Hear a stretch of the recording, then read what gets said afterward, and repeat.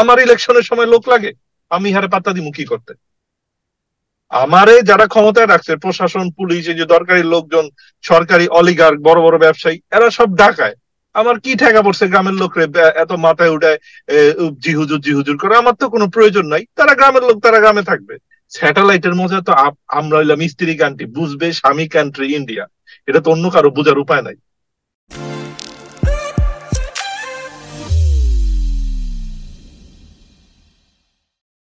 আসসালামু আলাইকুম, সবাইকে আবারও স্বাগত জানাচ্ছি আমাদের প্রোগ্রেসিভ ব্যাফের আরেকটি আলোচনা অনুষ্ঠানে। আম, আমি শাফায়াত যথারীতি আপনাদের সাথে আছি। আমাদের সাথে নিয়মিত আমাদের আলোচক জনাব ইমতিয়াজ মির্জা, উনিও আছেন, এবং আমাদের বিশেষ আলোচক আমরা আমাদের চ্যানেলে যিনি অত্যন্ত আমাদের দর্শকদের কাছে খুবই জনপ্রিয় একজন মানুষ, জনাব মনসুর।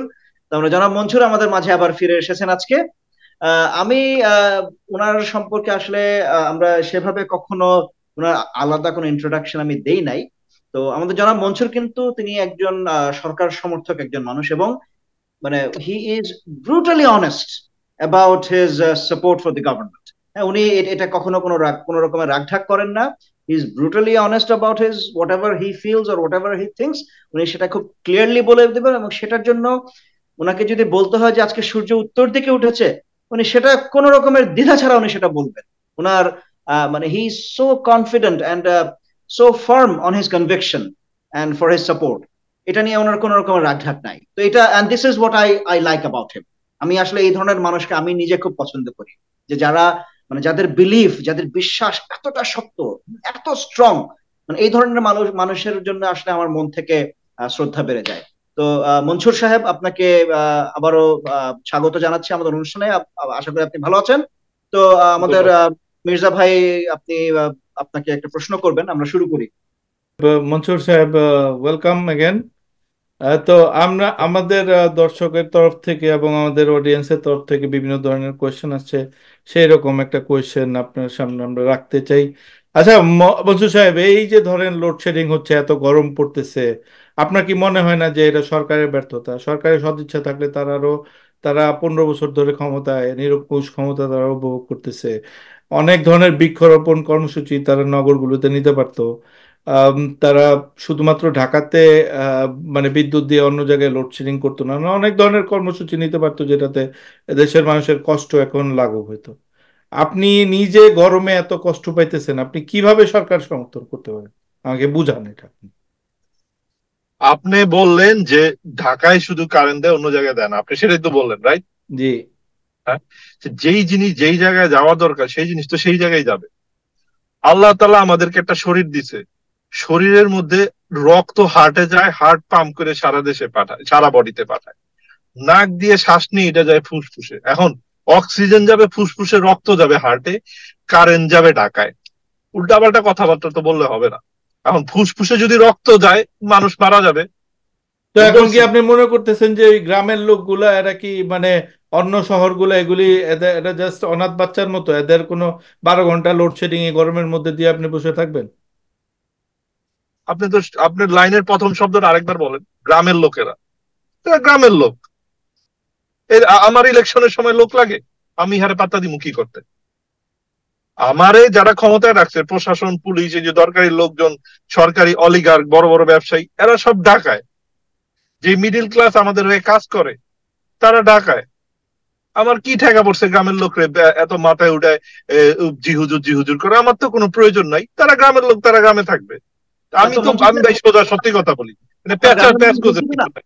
মনসুর সাহেব, আপনার কি ঠিক গ্রামের ভোটারদের ভোট আপনার দরকার নেই? ওরাও তো ভোটার, ওদের ওখানেও তো ভাই, ওরা তো আমরা কি ভোট দিয়ে ক্ষমতায় আইছি? আমরা কি ভোট দিয়ে ক্ষমতায় থাকি? এটা তো সবাই জানে। আমার শক্তি আছে, আমার ক্ষমতা আছে, আমি জোর করে আচ্ছা, ক্ষমতায় আছি, বাদ এটা দেন আপনি বাস্তব। ভোট নেন নাই, কিন্তু এদের টাকায় তো আপনি চলেন, আপনারা চলেন। সরকার কি এদের টাকায় চলে না?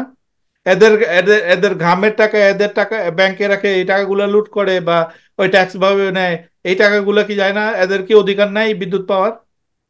আর আপনি বললেন যে সরকার টাকা লুট করে। আর আমি যদি লুটতরাজ করা পাবলিকই হই, যার কাছ থেকে আমি টাকা লুট করছি, হ্যাঁ রে, আমি কেন লেখা দাম দিব ভাই? আপনি বলেন আমার, আমার এই লজিকটা আপনি বুঝায় বলেন। আপনি বললেন যে আমি লুট করি, আমি যদি লুটই করি যার কাছ থেকে, তারে মনসুর আমি সাহেব, কেন পাত্তা আপনার দিব? আপনি যেই লাইনে কথা বলতেছেন এটা কোনো উত্তর নাই আমার কাছে, সরি, আমি আপনার কাছে সারেন্ডার করলাম। ওকে, আচ্ছা আমি না, নেক্সট। আচ্ছা, মনসুর সাহেব, আমার আমার একটা প্রশ্ন আছে। এই যে ধরেন, জি এই বল। যে আমাদের বাংলাদেশের আমাদের যে আবহাওয়ার কোনো রেডার ঠিক মতো কাজ করে না, আমরা প্রায় 25,000 কোটি টাকা দিয়ে একটা বঙ্গবন্ধু স্যাটেলাইট আমরা আকাশে পাঠিয়ে দিলাম। আমি জানি না সেটা কোনো কাজে লাগতেছে কিনা। তো আপনার কি মনে হয় না এই যে এত বিশাল বিশাল সব মেগা প্রজেক্ট, এগুলা করাই হচ্ছে সব মানে লুটপাটের জন্য? আর এগুলা নিয়ে আমাদের মানে আমাদের যে শিক্ষিত, আপনিও তো মনে হয় শিক্ষিত মানুষ, আমি যতদূর জানি আপনিও শিক্ষিত, এগুলা নিয়ে আপনারা কোনো প্রশ্ন করেন না কেন? আপনি আমারে দুইটা উদাহরণ দেন যে আপনার যেটার মনে হইতেছে যে এই লুটপাটের প্রজেক্ট, যে প্রজেক্টটা কাজ হয় না, আমারে দুইটা উদাহরণ দেন, আমি আপনার এক্সপ্লেন ব্যাখ্যা এই করবো ধরেন তারপর। ধরেন ঢাকার মেট্রো রেল, পদ্মা সেতু। পদ্মা সেতু পৃথিবীর 12 নম্বর বৃহত্তম সেতু। এইটা এটা এটা এটা এটা বিশাল বড় একটা সেতু। এটার কারণে আজকে থেকে 30, 40, 100 বছর পরে বাংলাদেশের দুই সাইড, বাংলাদেশের ওই সাইড সিঙ্গাপুরের মতো হয়ে যাবে। আমরা সেই আশায় এটা বানাইছি। আর আপনি যদি ওই এলাকার মানুষের সুবিধা দেখতে না চান, আপনি যদি বঙ্গবন্ধুর মাজারে দ্রুত যাইতে না চান, আপনি পাকিস্তান চলে যান।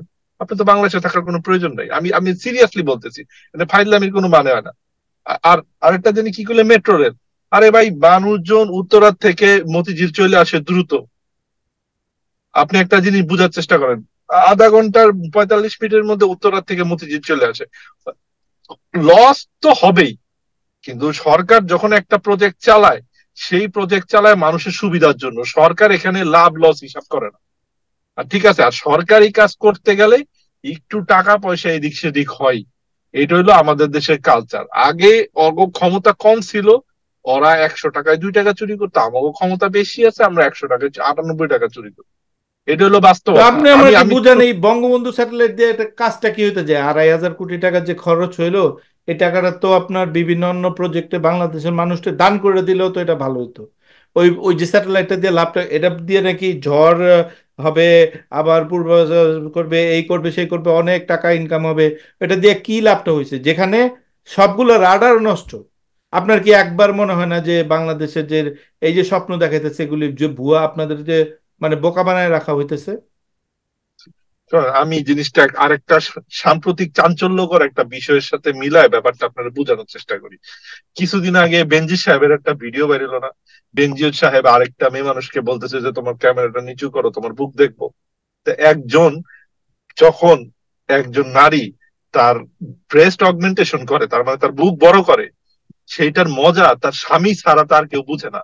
স্যাটেলাইটের মজা তো আমরা হইলাম স্ত্রী কান্ট্রি, বুঝবে স্বামী কান্ট্রি ইন্ডিয়া। এটা তো অন্য কারো বোঝার উপায় নাই। ঠিক আছে, এটা হলো ভ্যানিটি প্রজেক্ট। এটা দেখতে ভালো লাগে, দেশের সম্মান বাড়ে যে আমারও স্যাটেলাইট আছে। হ্যাঁ, এটা তো আপনি বুঝবেন না। যেটা আপনি বুঝবেন না সেটা তো নিয়ে এটা আপনি কি আপনি কানাকাটি করবেন বলতেছেন না। এটা আপনার জাস্ট ইগো, আপনার মতো মানুষের ইগো বুস্ট করছে জাস্ট, যে আপনাদের একটা হ্যাঁ, স্যাটেলাইট আছে? অবশ্যই ইগো বুস্ট স্যাটেলাইট করছে, তো হ্যাঁ। আপনি পাঠান নাই, এটা ওই যেতে স্পেস এক্স পাঠাইছে। আপনি কি পাঠাইছেন? বাংলাদেশের মানুষ পাঠাইছে, এটাতে কাজ করছে কোনো কোন কিছু? স্বামী কি তার নিজের হাতে তার ওয়াইফের অগমেন্টেশন নিজে করে? এটাতে একজন নিয়ে প্লাস্টিক সার্জন দিয়েই করায়। আদৌ একটা কথাবার্তা বললেই হবে? আচ্ছা ভাই, ভালো আচ্ছা বলছেন। ঠিক আছে। না আচ্ছা, তাহলে মনসুর সাহেব, আমি আমি আমি আরেকটা বিষয়ে আপনার আসলে বক্তব্যটা জানতে চাই। এই যে ধরেন আমাদের আমাদের বাংলাদেশের যে শেয়ার বাজার, শেয়ার বাজার আবার লুটপাট হচ্ছে। আমার মনে আছে 1998 সালে একবার বড় ধরনের লুটপাট হলো। তারপর 2010 সালে তো মানে বিশাল হাজার হাজার কোটি টাকা মনে হয় মানে লোপাট হয়ে গেছে, তছনছ হয়ে গেছে। 30-40 হাজার কোটি টাকা লুট করছে। হ্যাঁ, এরপরে এখন আবার আপনি একজন শিক্ষিত, এবং আপনি তো নিশ্চয়ই শিক্ষিত, এবং আমার আমার যেটা ধারণা আপনি বেশ ধনাঢ্য, আপনার তো মোটামুটি টাকা পয়সা মনে হয় ভালো আছে। তো আমি জানি না আপনারও শেয়ার বাজারে আপনার কোনো আপনি টাকা লাগাইছিলেন কিনা জানি না। তো আসলে আপনি এটাকে কিভাবে দেখেন? ভাই, আপনি আমার একটা জিনিস বলেন, যে আপনি একদিন বেল গাছের নিচ দিয়ে যাইতেছেন, মাথায় বেল পড়ছে, আপনি তো দ্বিতীয়বার আর বেল গাছের নিচ দিয়ে যাইবেন না। ধরলাম আপনি হালকা একটু বেকুব কি ছিলেন, আপনি দ্বিতীয়বার আবার বেল গাছের তল দিয়ে যাইতেছেন। দ্বিতীয়বার যখন আপনার মাথায় বেল পড়বে, তারপর তো আপনার মানে মাথায় ফাইটটা যাওয়ার কথা। তৃতীয়বার তো আপনার সেই জায়গায় সেই বেল গাছের নিচে যাওয়ার কোনো প্রশ্নই উঠবে না। আর এই বলদ বাংলাদেশিরা যদি বারবার, তারা জানে যে জননেত্রী শেখ হাসিনার সরকার ক্ষমতায় থাকলে শেয়ার বাজারকে অনেক উপরে উঠানো হয়। অনেক কষ্ট করে আওয়ামী লীগের লোকজন, দরবেশ বাবা, সালমান এফ রহমান, এরা সবাই মিলে শেয়ার বাজারকে টেনে উপরে উঠায়। তারপর এই যে এই পাকিস্তানি রাজাকার প্রেতাত্মাগুলি এই মার্কেটটাকে ঠাস করে নামায় নিয়ে আসে প্রতিবার। তো এইটা জানার পরও বাংলাদেশের মানুষজন কেন বারবার এখানে ইনভেস্ট করতে আসে? তারা এখন যদি এখানে ইনভেস্ট করতে, তারা তার যদি মানে আপনি ইনভেস্ট না করে, জনগণকে এটার জন্য আপনি দায়ী করতেছেন, আসল যারা হ্যাঁ চুরি করলো। ভাই, আপনি তারা জনগণ যদি ইনভেস্ট না করে মার্কেট ক্যাপিটাল বড় হবে কিভাবে? ঠিক না? মনে করেন একটা একটা শেয়ারের দাম 5 টাকা, এই শেয়ারের দাম 100 টাকায় পৌঁছাইতে হলে এখানে তো দরবেশ বাবা এটা 105 টাকায় পৌঁছাইতে পারবেন না। ভাই এই এটা একশো তো টাকা আপনি ভ্যালু ভিকটিম ব্লেমিং জনগণ করতেছেন, ইনভেস্ট করতে হবে। মানুষকে জাস্ট বোকা বানাইতেছে, আপনার মানুষের টাকা লুট করতেছে, তো তাদের আপনি ব্লেম মানুষ কেন করতেছেন। বারবার বোকা হবে? মানুষ কি বলদ নাকি যে বারবার বোকা হবে? হ্যাঁ, তো এটা মানুষের দোষ। আপনি মানুষের দোষটা দেখেন না, যে একটা মানুষ fool me once it's on me, fool me twice, এরকম কথাবার্তা আছে না ইংলিশে। কতবার ভাই এত বারবার খালি এর বোকাই বানাবে? এখানে তো আমার অন্য ধরনের সমস্যাও আছে, যে মানুষজন মজা পায়, মানুষজন এই হারায় মজা পায়। 5 টাকা লস কইরা 5,000 টাকার কান্না কাটে। আমার তো তাই মনে হইতেছে ইদানিং। আপনি বলেন, আপনি আপনি করবেন শেয়ার বাজার ইনভেস্ট? আপনি তো দেখলে মনে হয় অত্যন্ত বুদ্ধিমান মানুষ। আপনি যেই বাজারে এরকম কয়েক বছর পর পর এরকম ধরা খায়, আপনি করবেন? আপনি তো করবেন না। সাফায়েত সাহেব যে আছেন উনিও তো করবেন না। আপনাদের তো দেখলে বোঝা যায় আপনার স্মার্ট লোকজন। কিন্তু বাংলাদেশের লোকজন কেন বারবার করে? তা আপনি যদি বারবার জানেন যে ধরা খাইবেন, তারপরে যদি আপনি বারবার ওইখানে যান, আপনি তো ধরা খাওয়াই উচিত। না ভাই, আর আমি এগ্রি আমাদের করি না। আমার মাল মনে হয় সাহেব যে তো বলতেই, বাংলাদেশের মাল সাহেব সরকার, বলতেন এগুলি জুয়ারি। বাংলাদেশের সরকার ভাই আমার কথাটা শুনেন, বাংলাদেশের সরকার, এটা ভোটচোর সরকার হোক আর আপনি যে কোনো সরকার হোক, যেভাবেই ক্ষমতা এসে, তাদের দায়িত্ব মানুষের টাকা পয়সার একটা নিশ্চয়তা করা এবং তাদের জানানো যে ওকে এটার এই রিস্ক আছে এবং এই শেয়ারগুলি না কিনা এবং মানুষের টাকারই করা। কারণ দেখেন আপনার আপনি যে সব কথা বলেন অলিগার গুলো, তাদের কিন্তু 2 কোটি টাকা, 5 কোটি টাকা, 10 কোটি টাকা, 1,000 কোটি টাকা তাদের মানে হারাইলো তাদের। একটা মানুষের যদি 10,000 টাকা, 2 লাখ টাকা, 5 লাখ টাকা মানুষের হারায়, তার কিন্তু সর্বশান্ত হয়ে গেল। সো আপনার যদি এতটুকু মমতা না থাকে, এই সরকারকে আসলে, এটা এই দেশের সরকার কি না এটাই আমার মাঝে মাঝে সন্দেহ যে এটা তো আমার দেশের সরকার হইতে পারে না। এরকম নির্লজ্জ, এরকম মানে এভাবে টাকা লুট করা, এটা মানে সম্ভব হয় না। ধরে নিলাম আপনি আপনারা চুরি বাটপারির মাধ্যমেই গেছেন, ঠিক আছে, তারপরে তো আপনার একটা দায়িত্ব থাকা উচিত, কিন্তু সেইটুকু দায়িত্ব আপনারা রাখেন না। আর আপনি যদি জানেন যে সামনে একটা গর্ত আছে, ওই রাস্তা দিয়ে গেলে ওই গর্তে পড়বেন, আপনি ওই রাস্তা দিয়ে প্রতিবার কে লেগে দেবেন? তো এটা কারণ আপনার এটা দায়িত্ব, দিয়ে আপনি গর্ত ঠিক করেন না কেন? ফালাইতে সরকার করছেন নাকি? সরি মনসুর সাহেব, আপনি দেখেন, রাস্তা কি জনগণ ঠিক করবে না সরকার ঠিক করবে ভাই? শোনেন, আমরা অবৈধভাবে ক্ষমতায় আছি, এইটা থাকার জন্য আমাদের খরচপাতি আছে, আমাদের লোকজন পুষতে হয়, আমাদের তার অনেকটা মানে আপনি অনেক স্বীকার করে নিলেন যে দিতে হয়। শেয়ার বাজার লুট করে আপনারা মানে ওই খরচ না চালান না না, নাকি? আমি তো ভাই, আমি তো কোনোদিন কোনো কিছু অস্বীকার করি না। আমি আমি বলি, আমি অত্যন্ত প্রাউড ভাবে বলি যে এটাই বাস্তবতা, আপনাকে এটা মেনে নিতে হবে। আপনি করেন না শেয়ারের ব্যবসা। আপনার যদি মনে হয় যে আওয়ামী লীগ প্রতি বা 10 বছর পর পর, 12 বছর পর পর, 14 বছর পর পর শেয়ার বাজারে একটা বড় লুটপাট করে, আপনি আপনি কেন, আপনার কি আমরা দাওয়াত দিয়া লাল কার্পেট বিছায় আনছি ব্যবসা করতে? আপনি আইসেন কে? আপনি আমার তো কোনো প্রয়োজন ছিল না।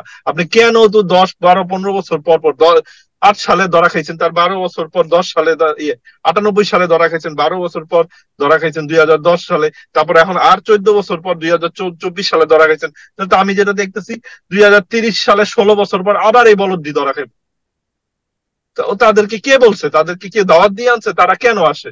তারা যদি, আপনারা যদি সবাই জানেনই যে এই জায়গায় আইলে পরে এই অবস্থা হইব, তা আওয়ামী লীগ সরকার ক্ষমতায় থাকতে কেন আপনারা বারবার আসেন? আবার এই প্রশ্নের উত্তর তো কেউ দিতে পারতেছে না। বলেন, আপনি দেন আমার এটা প্রশ্নের উত্তর। আচ্ছা, ঠিক আছে। তো না, মনসুর সাহেব, আমার আমার মনে হয় এই প্রশ্নের উত্তর আমাদের কারো কাছেই নাই। এটা যেহেতু আপনারা, আপনি মোটামুটি এত এত শক্তভাবে আপনি আপনি সমর্থন করছেন আপনার সরকারকে, সেটা আপনিই ভালো বলতে পারবেন। তো আমরা আসলে আর আজকে আপনাকে প্রশ্ন করার মতো কোনো প্রশ্ন আমাদের হাতে মনসুর বাকি সাহেব, নেই। আপনার মতো এরকম সাপোর্টার, এরকম মানে এরকম তেজি সাপোর্টার কতগুলো আছে বাংলাদেশ? এইটা প্রশ্ন না, প্রশ্ন হইলো আমার মতো সাপোর্টার বিএনপি নাই দেখে বিএনপির আজকে এই অবস্থা। এইটা হইলো আসল কথা। আজকাল যদি আমার মতো সাপোর্টার কিছু বিএনপি থাকতো, বিএনপি আওয়ামী লীগের পন্দায় দেশের থেকে বাইর করে দিত। সারা দেশের সাপোর্ট আছে, তারপর বাল ফলাইতে পারে না। কেন পারে না? কারণ হইলো বিএনপির আমার মতো সাপোর্টার নাই, কর্মী নাই। এইটা হইলো আসল বাস্তবতা।